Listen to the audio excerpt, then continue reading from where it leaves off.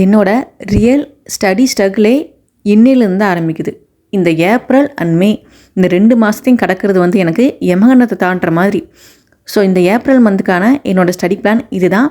So இந்த மாதம் நான் எப்படி முடிக்க போகிறேங்கிறத பற்றி நான் உங்களுக்கு நெக்ஸ்ட் வீடியோவில் சொல்கிறேன். இப்போ வந்து நம்ம ஸ்டடி பிளானை பார்த்துடலாம். Hello friends, welcome to Magi tips. நான் உங்கள் மகி. சப்ஸ்கிரைப் பண்ணாதவங்க மறக்காமல் சப்ஸ்கிரைப் பண்ணிக்கோங்க. நான் வந்து இந்த மாதம் ரொம்ப கம்மியான யூனிட் வச்சு தான் ஸ்டடி பிளான் போட்டிருக்கேன். எனக்கு ஏற்ற மாதிரி வந்துட்டு நான் மேக்ஸிமம் எல்லாம் படிச்சுட்டேன். இப்போ எனக்கு இந்த மந்த் வந்துட்டு ஒரு 10 டேஸ் பக்கம் ரிவிஷன்லேயே போகுது. ஸோ முடிஞ்ச அளவு மேனேஜ் பண்ணிடுவேன்னு நினைக்கிறேன்.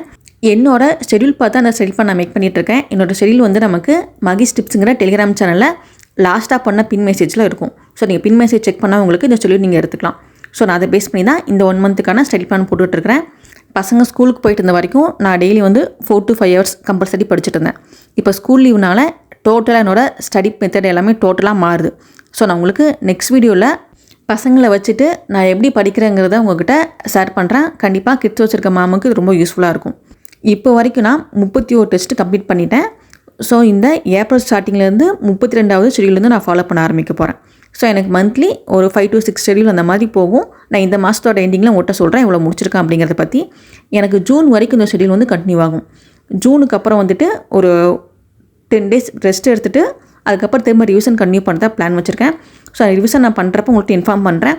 தயவு செஞ்சு இந்த ஏப்ரல் மேவை யாரும் படிக்காமல் ஸ்கிப் பண்ணாதீங்க. ஏன்னா மோஸ்ட்லி கிட்ஸை வச்சு படிக்க கஷ்டமாக இருக்குங்கிறதுக்காக நிறைய பேர் வந்துட்டு ஸ்கிப் பண்ணுவீங்க.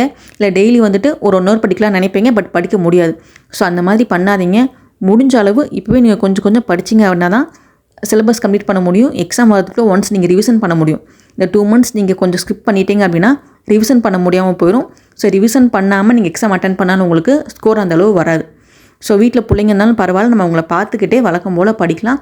இதெல்லாம் நமக்கு ஒன்றும் புதுசு இல்லை. எவ்வளவோ பண்ணிட்டோம், இதை பண்ண மாட்டோமாங்கிற மாதிரி என்ன தடை வந்தாலும் அதை தகர்த்தெறிஞ்சிட்டு நம்ம இலக்கு நோக்கி போய்கிட்டே இருக்கலாம். ஸோ எல்லோரும் வந்துட்டு கண்டிப்பாக படிங்க. நீங்கள் இது வரைக்கும் எவ்வளோ கம்ப்ளீட் பண்ணியிருக்கீங்கிறத பற்றி மறக்காமல் கமெண்ட் பண்ணுங்கள்.